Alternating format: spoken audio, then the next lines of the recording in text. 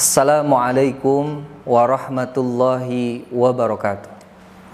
Alhamdulillahilladzi awdahat tariqa lit-talibin wa sahala manhajis sa'adatil muttaqin wa basara basairil musaddiqin bisairil hikami wal ahkami fid din wa manahahum asral imani wal anwari wal yakin asyhadu an la ilaha illallah wa asyhadu anna muhammadan abduhu wa rasuluhu as-sadiqul wa'dil amin.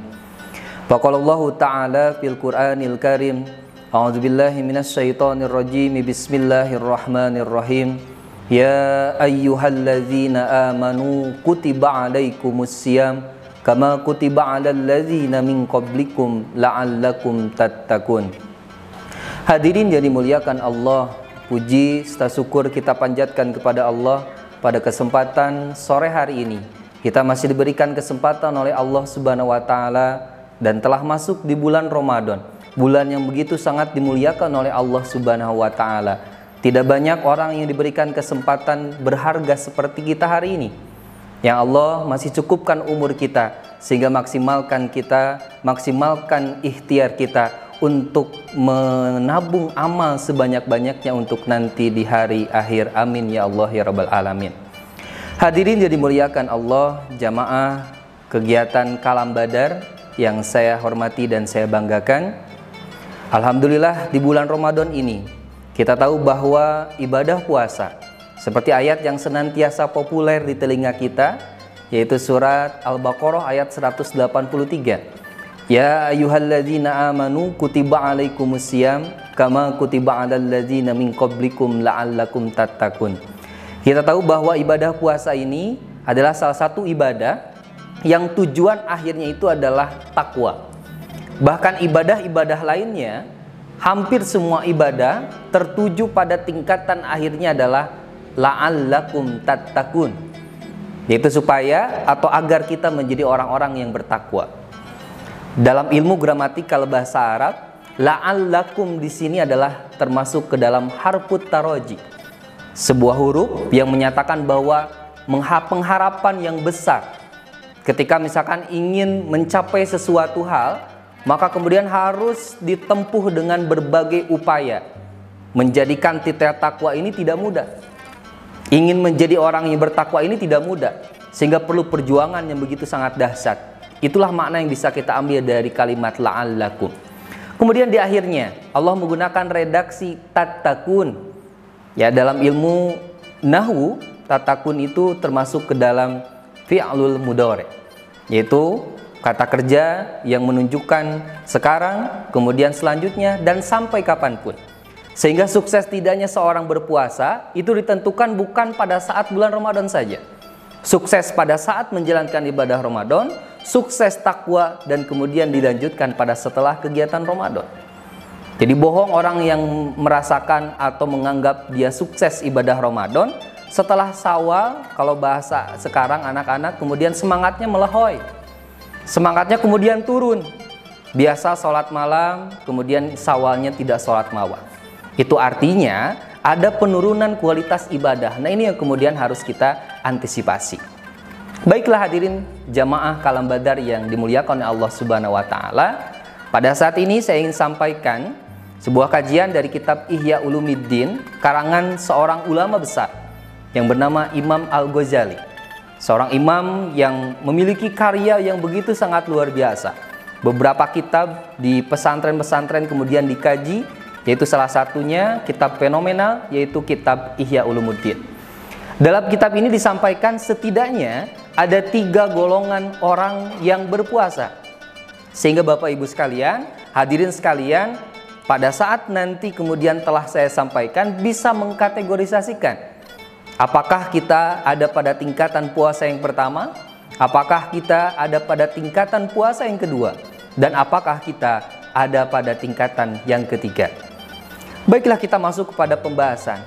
Yang pertama, dalam kitab ini dijelaskan bahwa ada pembagian tingkatan orang yang berpuasa. Yang pertama itu adalah tingkatan as-shaumul umum. Jadi tingkatan orang yang berpuasa awam, orang umum seperti kebanyakan orang berpuasa, hanya kemudian meninggalkan dari lapar, dahaga, dan kemudian mohon maaf, berjima atau syahwat di siang hari. Itu adalah tingkatan orang umum. Jangan sampai kemudian kita digolongkan oleh Rasulullah SAW, yaitu orang-orang yang berpuasa tetapi tidak mendapatkan pahala puasa. Karena apa? Karena kemudian hanya ibadah puasanya menahan lapar dan dahaganya saja. Anggota badannya tidak berpuasa, mulutnya tetap menggunjing, telinganya tetap memperdengarkan sesuatu yang tidak boleh diperdengarkan oleh Allah Subhanahu wa Ta'ala. Kemudian kakinya, langkah kakinya tetap kemudian pada akhirnya dilangkahkan pada sesuatu yang sifatnya maksiat. Itu tidak ada artinya. Kemudian golongan yang kedua, dalam kitab ini dijelaskan bahwa orang yang berpuasa tingkatan kedua disebut dengan saumul khusus, yaitu tingkatan orang yang berpuasa ini lebih dibandingkan tingkatan pertama. Kalau tadi orang yang berpuasa hanya sekedar kemudian menahan lapar dan dahaganya saja, tetapi tingkatan yang kedua ini adalah tingkatan yang lebih tinggi lagi. Mulutnya dia tahan untuk membicarakan keburukan orang, matanya dia tahan untuk melihat sesuatu yang sifatnya maksiat, kemudian langkah kakinya pun dia tahan kemudian pada sesuatu yang sifatnya tidak diridhoi Allah Subhanahu wa Ta'ala. Itu tingkatan yang kedua. Dan tingkatan yang ketiga, menurut Imam Al-Ghazali, ada yang disebut dengan tingkatan saumul khususil khusus, yaitu tingkatan orang yang berpuasa lebih tinggi lagi derajatnya. Ini derajat tingkatan para aulia, para sahabat, dan lain-lain. Ini menandakan bahwa tingkatan tertinggi orang yang berpuasa. Bagaimana indikasi orang yang ada pada golongan ketiga ini? Yaitu orang-orang yang berpuasa bukan sekedar menahan lapar dan dahaga saja, tetapi lebih kepada mengisi hatinya, yang ada dalam hatinya itu adalah hanya Allah Subhanahu wa Ta'ala.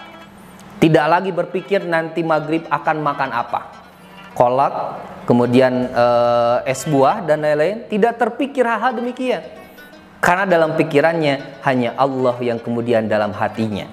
Inilah tingkatan tertinggi seorang yang berpuasa.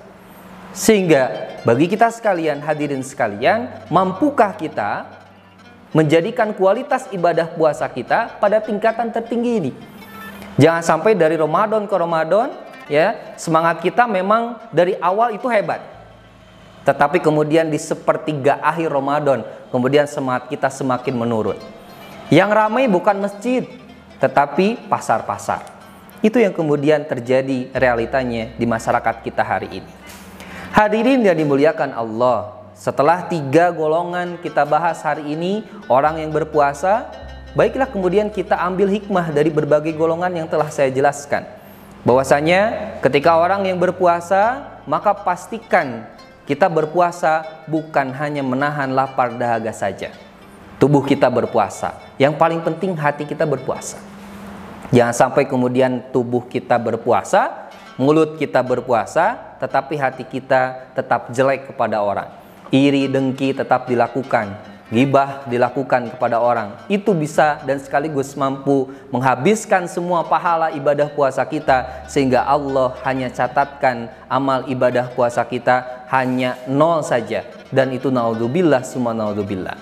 Hadirin yang dimuliakan Allah Subhanahu wa Ta'ala, itu saja yang bisa saya sampaikan terkait tentang ibadah golongan orang-orang yang berpuasa yang disampaikan oleh Al-Imam Al-Ghazali dalam kitabnya Ihya Ulumuddin. Dalam kitab lain, dalam kitab At-Taqriratu As-Sadidah, dijelaskan juga pada akhirnya intinya sama saja. 3 golongan yang kemudian Allah kategorikan menjadi 3 golongan orang yang berpuasa. Mudah-mudahan puasa kita dari hari pertama sampai hari selanjutnya itu menjadi ibadah puasa yang diterima oleh Allah Subhanahu wa Ta'ala. Semakin kita memperbaiki diri kualitas ibadah puasa kita, semakin kita berpeluang besar mendapatkan ampunan dari Allah Subhanahu wa Ta'ala. Manfaatkan waktu dengan sebaik-baiknya, jangan sampai kita menyesal. Tahun depan belum tentu kita diberikan kesempatan oleh Allah Subhanahu wa Ta'ala untuk sampai kembali di bulan Ramadan. Itu saja. Wallahul muwafiq ila aqwamit thoriq. Wassalamualaikum warahmatullahi wabarakatuh.